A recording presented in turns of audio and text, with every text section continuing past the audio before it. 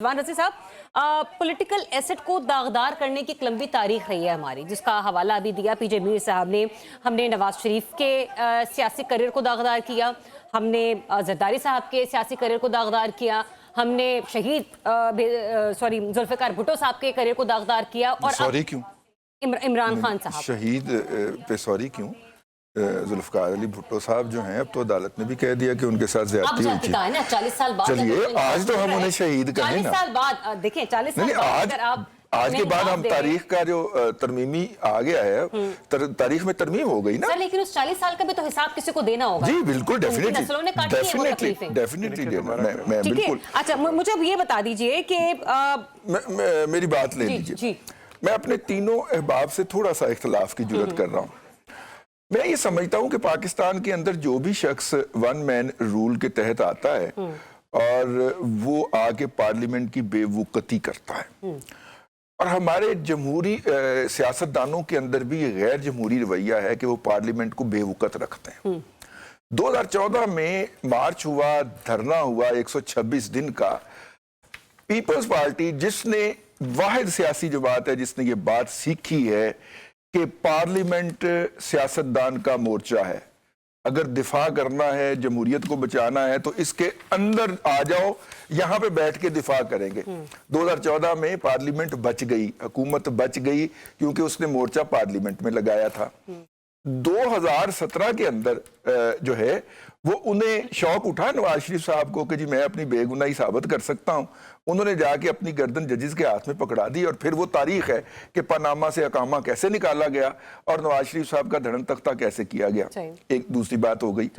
तीसरी बात, जब यही रवैया था इमरान खान साहब का, बानी पीटीआई का, वो जब वो तशरीफ लाते थे तो वो पार्लियामेंट को पहली तो बात है वक़्त नहीं देते थे, वही जो पहले लोगों का था।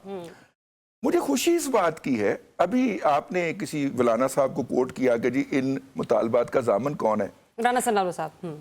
पार्लियामेंट जामन है भाई, जिसके अंदर आप बैठे हैं, जिसका कस्टोडियन जो है वो आपको इनवाइट करके मुज़ाकरात करवा रहा है। मुझे शुक्र है एज ए डेमोक्रेट, मुझे अल्लाह ताला के हाँ मैं सजदा शुक्र बजा लाता हूं कि आखिरकार हमारे सियासतदानों ने पार्लियामेंट की अहमियत जान ली, और उन्हें पता, शायद उन्हें पता चल गया कि पार्लियामेंट के अंदर से ही हमें जो कुछ मिलना है, सियासतदान को और इस कौम को जो कुछ मिलना है पार्लियामेंट के अंदर से मिलना है। इसलिए पार्लियामेंट को गाली दी जाती है, गिराने की बात की जाती है, और पार्लियामेंट के ऊपर कीचड़ उछाला जाता है। पाकिस्तान के अंदर पिछले कम से कम 10 साल से चलने वाली सोशल मीडिया कैंपेन और हमारे मेन स्ट्रीम मीडिया की कैंपेन जो है वो मतलब कि क्रिटिसिज्म से बियॉन्ड चली जाती है। तनकीद होनी चाहिए, दुनिया के हर मुल्क के अंदर होती है। तंज भी होना चाहिए, दुनिया के हर मुल्क के अंदर होता है। लेकिन एक हद से ज्यादा जब आप जाएंगे तो वो फिर करैक्टर असैसिनेशन लगना शुरू हो जाएगी।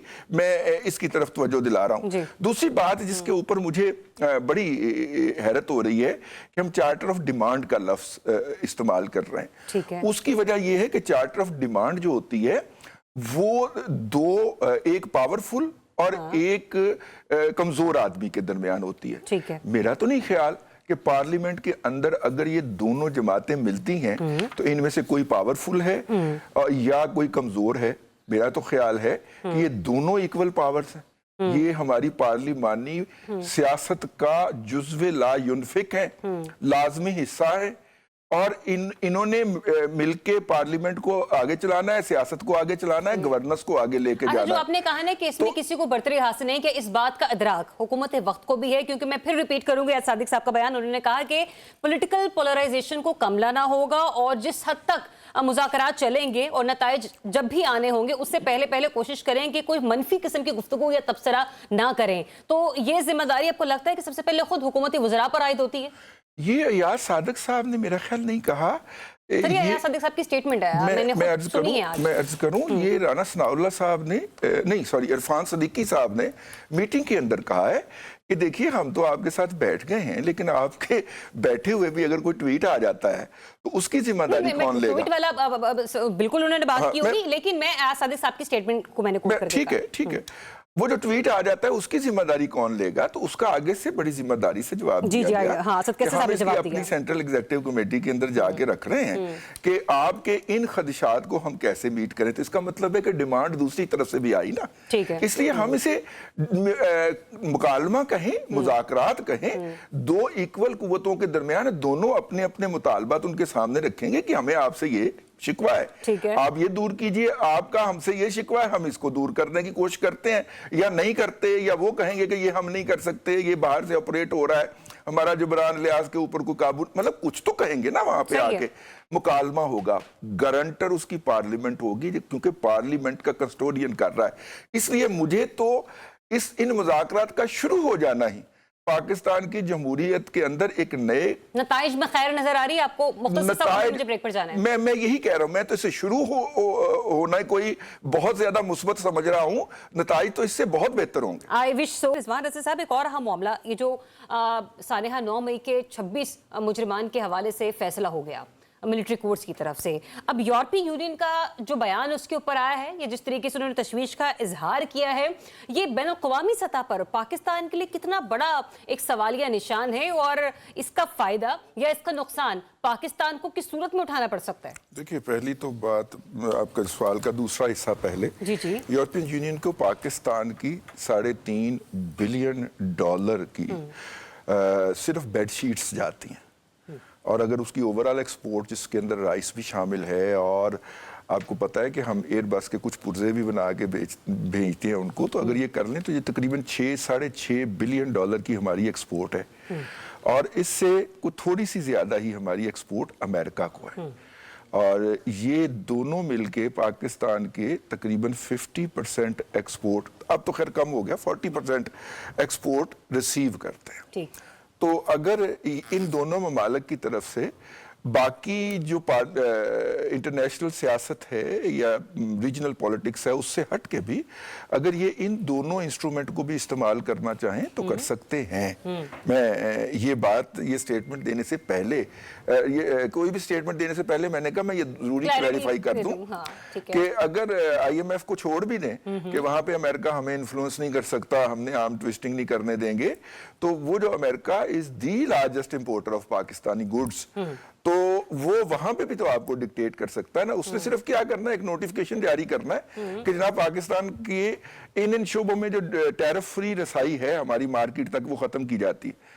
उसने कर्टेल किया ही है ना चाइना को, ठीक है, तो वो हमारे साथ भी वही सलूक कर सकता है। अगर उसने पाबंदियां लगाई हैं बेलारूस के ऊपर, उसके 2 हफ्ते बाद हमारे ऊपर भी लगा सकता है। जो यूरोपीय यूनियन का स्टेटमेंट है, इसकी सीरियसनेस उस हद तक नहीं है। मैं अर्ज करने लगा हूं, अब आ जाइए उस तरफ ना। यूरोपियन यूनियन ने कहा है कि जनाब वो इसे तशवीश की नजर से देखती है जो ये सजा हुई है मिलिट्री कोर्ट्स के अंदर।